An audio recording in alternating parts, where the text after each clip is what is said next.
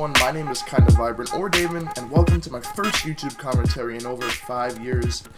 It's really good to be back. I've always loved doing this, but I'll get into those details a little later on, because today we do have a two-part video, and the first part, we're going to focus on some of the news surrounding Call of Duty World War II, and then I will break down a little bit of my thoughts later on in the second part. But real quick, I just wanted to touch on the gameplay that you'll be watching in the background. It's kind of a mixed bag, just kind of what I thought was fun, was cool. I believe it's 3 different game modes kind of chopped up and pieced back together, so that's that. And with that out of the way, we'll get right into the topic today. Starting off, a lot of you have probably already heard and seen videos on YouTube, but a Reddit user who I will link in the description down below did uncover some files of guns that have been found in World War II.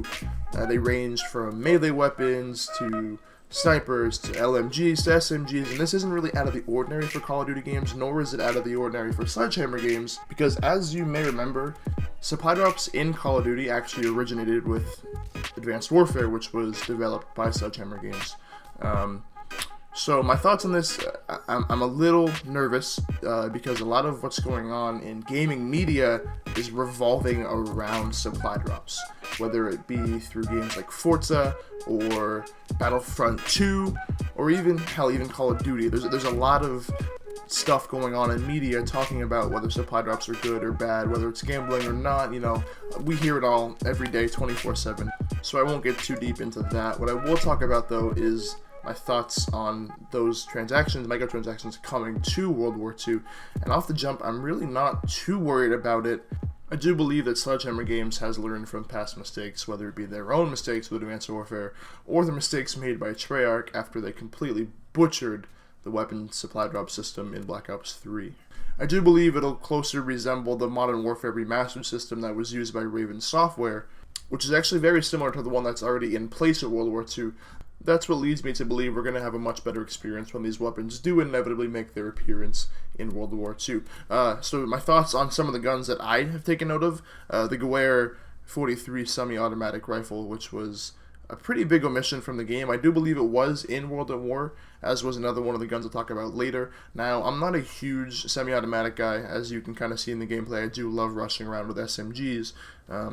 But with the M1 Garand and the M1A1, I do kind of see how this is overlooked for the initial launch, but it is exciting to see it back in the game nonetheless. And as I mentioned a moment ago, you guys do know I like to rush. You can see it in the gameplay. So another gun that I'm actually really excited to see in World War II is the Sten SMG. Now, it was actually cut from World at War, but some of you may remember the Sten SMG making an appearance in Advanced Warfare, as it was a DLC weapon through supply drops. Now, I don't remember which batch of guns it was from. It might have been later in the game, I think, with the STG. I never earned it. I didn't play Advanced Warfare that much, but from all accounts in actual combat, the Sten SMG was pretty reliable, so it'll be exciting to see its inclusion in the upcoming DLC. And then the last weapon that I actually took note of is actually the Arisaka sniper rifle, which is no stranger to Call of Duty games. It did make an appearance in Call of Duty World at War, but some of you may not remember it because it was actually overshadowed by guns like the Kar 98 and the Springfield. Nonetheless, the Arisaka sniper rifle should be a very welcome addition to what is a really strong family of sniper rifles that can be found in World War II. And speaking of sniper rifles, what you're going to see in this gameplay right here is me doing my best Marley 13 impression, if he was impersonating a member of the FaZe clan. But getting back on track here, to add on to my point from earlier, the microtransactions, they're not inherently bad. It's a way for developers to make extra money. Granted, a lot of times they can be super skeevy and just really not that good for the games. Looking at you, Battlefront 2.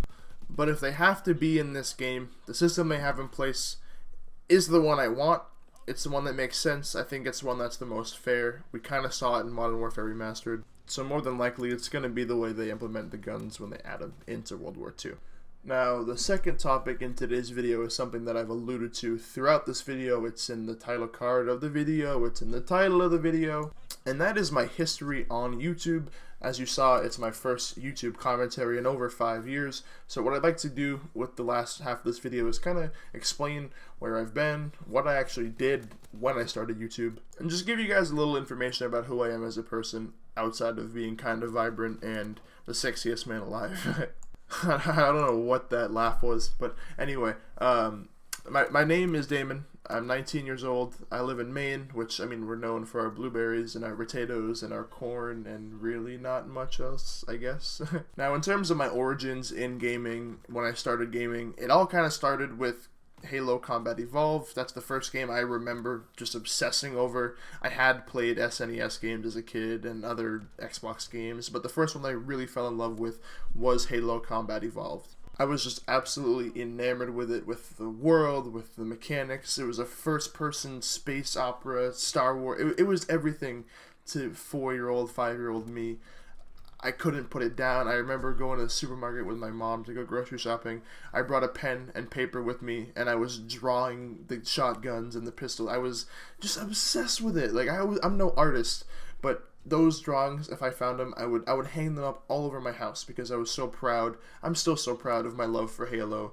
It's one of the games that I will never not love, no matter how many mediocre games that get, like Halo 4, Halo 5. It's just one of those series that I hold so tight and close to the chest. As for Call of Duty games, I got my start with World at War, actually. That was the first one that I really played, and it's all due in part to my brother, who... I didn't have an Xbox 360 until Modern Warfare 2 came out, and the only Call of Duty I played was on, like, PS2 at friends' houses. I wasn't big into shooters outside of Halo, but my brother actually got me started playing Call of Duty.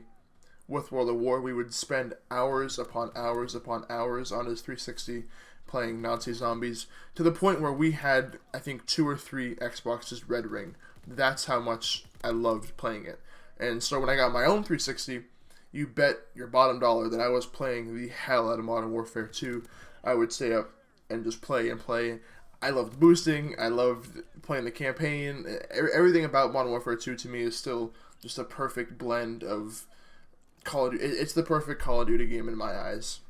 And then, of course, Black Ops came out, Modern Warfare 3. Those are the first 2 Call of Duty games that actually went to midnight releases. Here I am, some middle school kid.